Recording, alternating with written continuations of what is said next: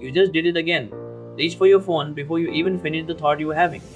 Not because anything happened, just because sitting still for 4 seconds felt unbearable. You built your whole day around waiting to feel like it. Feel like working, feel like calling them back, feel like getting up. And most days that feeling just never shows up on time. Somewhere along the way, you handed the steering wheel to a mood that changes every 90 minutes. And you never once asked if that was a good idea. Motivation is a weather system, not a personality trait. It rolls in for a night, gets you excited about a plan, then rolls out by Tuesday morning and leaves you standing in the rain of your own good intentions. You bought the gym bag, you packed it, it sat by the door for 6 days because Monday you felt inspired and Thursday you just felt tired, and tired one. Every Sunday you make a new system, new planner, new app, new color coded schedule. It feels like progress, but it's actually just another way of avoiding the boring 30 minutes you don't feel like doing. You got real talent and you only use it in bursts. 3 good days, then 2 weeks of nothing, waiting for the spark to come back like it's a person who owes you a visit. You've got a name for it now, not in the zone today. It sounds almost professional, like a legitimate condition, instead of what it actually is. Permission you gave yourself to quit early. A 5-minute email sits in your drafts for 4 days. Not because it's hard, because every time you open it, you don't feel the pull, and you've trained yourself to only move when you feel the pull. Somewhere you picked up the idea that real work needs to feel inspired first. So now you sit and wait for permission from a feeling that was never going to ask you if you're ready. You grew up hearing follow your heart.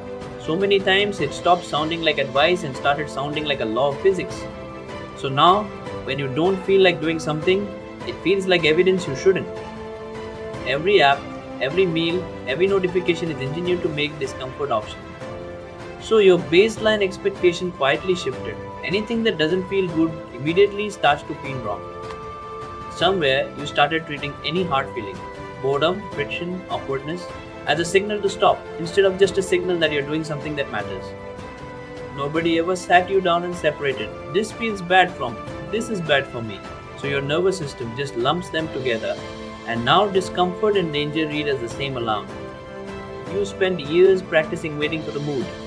You've almost never practiced the muscle of doing the thing while the mood says no. That muscle just never got built. You live in a world of same day delivery and instant replies, so a slow, boring 3-month process now feels almost offensive to sit through. Deep down, obeying your feelings feels like freedom. It feels like you're the one in charge. Nobody warned you that a boss who changes their mind every hour isn't actually giving you freedom at all. Here's the part nobody puts in the poster. The first 2 weeks of doing something without motivation feel awful. Not slightly annoying, actually awful, like you're fighting your own hands. The day you finally get up and do the boring version of the task, nothing happens. No fireworks, no rush, no proof it worked. Just a quiet, unremarkable Tuesday. That silence is the hard part. You'll commit to discipline on a Monday and break it by Wednesday, and the voice in your head will say, "See, this doesn't work for you." As if one skipped day undoes the entire idea. For a long time, nobody claps. You will be doing the hardest internal work of your year, and it will look, from the outside, exactly like nothing changed. You'll try to just power through with sheer willpower, and by 3 pm, you'll be drained. Because willpower is a battery, not a personality upgrade, and nobody told you to plan around that. Some part of you actually misses being the person who just waited for motivation. That version required no friction. Letting go of that identity feels like a small loss, even though it was costing you everything. The same phone, same fridge, same couch that trained you into waiting for feelings doesn't disappear just because you decided to change. It's still sitting there, still pulling. You'll follow through exactly as planned and still feel flat afterward. That's disorienting because you were taught that doing the right thing is supposed to feel like something. Somebody who knew the old version of you will comment on the new schedule, the new boundaries, the new no's, and it will sting more than it should because part of you agrees with them. Around week 3, you will seriously wonder if the old, easier, feelings led version of your life was actually fine.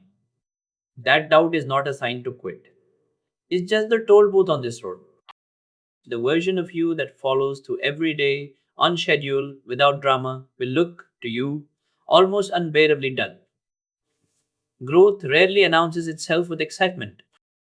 For weeks, you'll have zero evidence it's working. No mirror change, no bank balance jump, no compliment. You'll have to keep moving on trust alone, which is the actual test. Every single day, there will be a quiet internal negotiation. Just this once, I'll make it up tomorrow. That negotiation never fully stops. You just get faster at ending it. A feeling is useful, the way a check engine light is useful. It tells you something, but you don't have to obey it, and you definitely don't let it drive.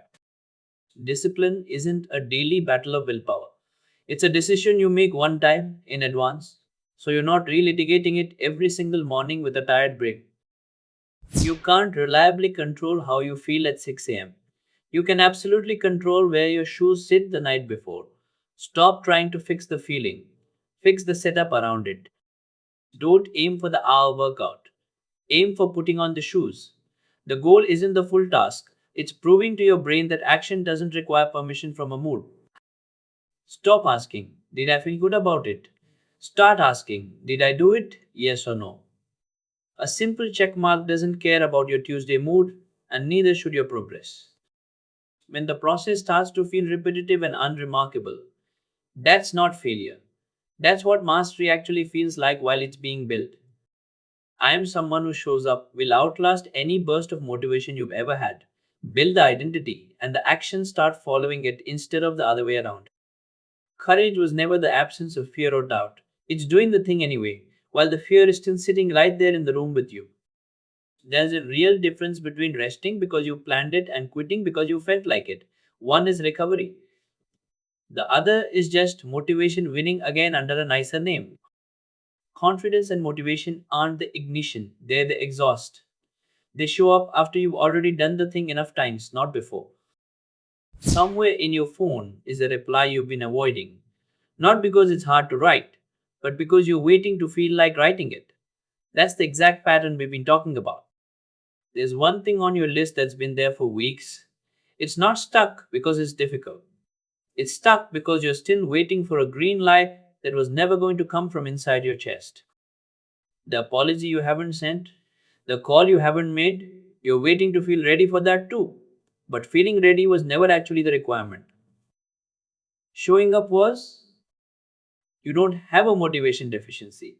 You have a decision you haven't made yet, one time in advance, about what happens on the days you don't feel like it. Brushing your teeth doesn't need motivation. You don't wait to feel like it. You just do it because it's already decided. That's the model to copy for everything else. Every time you act without the feeling, you're not just finishing a task.